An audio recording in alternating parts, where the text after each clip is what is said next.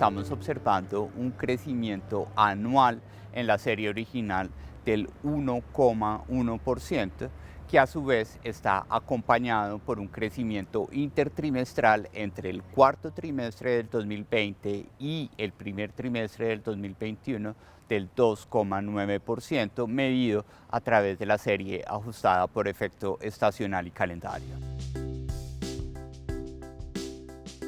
El DANE, en línea con los estándares internacionales, ha creado un índice de producción tomando como referencia el valor de prepandemia. Para esto, desde la perspectiva trimestral, se ha asumido que el cuarto trimestre del 2019 es el trimestre más reciente que no ha estado afectado por la pandemia. Y usando la serie ajustada por efecto estacional y calendario, el DANE construye un índice que muestra que si 100 corresponde a la capacidad de agregación de valor que tenía la economía colombiana prepandemia, es decir, en el cuarto trimestre de 2019, rápidamente en el primer trimestre de 2020, con una semana menos de actividad económica, la capacidad de producción se redujo al 97,3%. En el segundo trimestre, cuando vimos las afectaciones de los confinamientos de abril, mayo y junio, la capacidad de agregación de valor de la economía se ubicó en un 83,1%. Y en este primer trimestre del 2021, tomando como referencia comparable la capacidad de agregación de valor prepandemia, estamos a un 99,3%, es decir, todavía nos resta 0,7 puntos porcentuales de recuperación de actividad económica para poder afirmar que estamos a una capacidad de agregación de valor a niveles de prepandemia.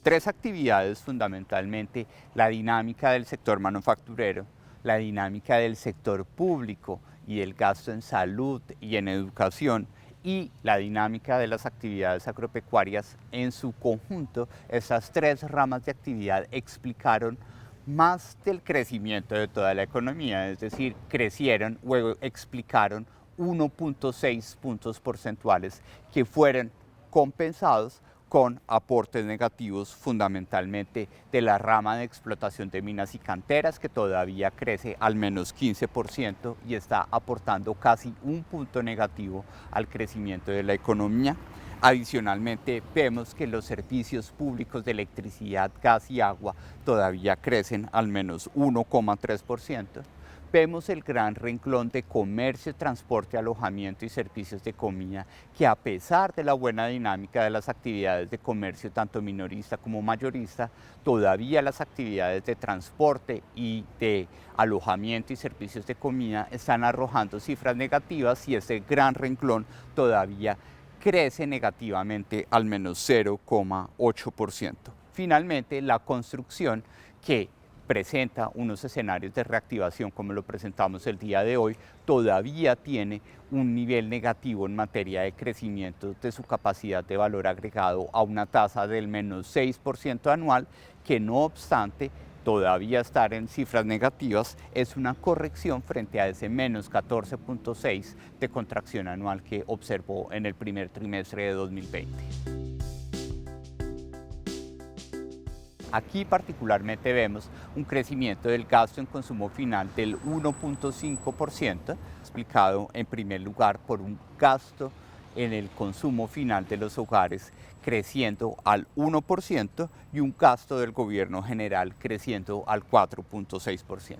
Este crecimiento del gasto en consumo de los hogares del 1% es o corresponde a casi la quinta parte de la velocidad a la cual venía creciendo el gasto en consumo final de los hogares prepandemia, y refleja también unos cambios de composición en donde en el primer trimestre del 2020 veíamos a los hogares solo adquiriendo en forma masiva artículos de primera necesidad como alimentos y productos de aseo personal y para el hogar, para el manejo de la pandemia, con unos hogares que, si bien están creciendo a una menor velocidad, recordemos la quinta parte de los niveles o de la velocidad prepandemia, más intensivamente en el consumo de bienes durables y semidurables, como lo vimos en la encuesta mensual de comercio minorista, donde febrero y marzo presentaron un importante crecimiento en la comercialización de equipos de informática y de equipos de telefonía móvil por parte de los hogares colombianos.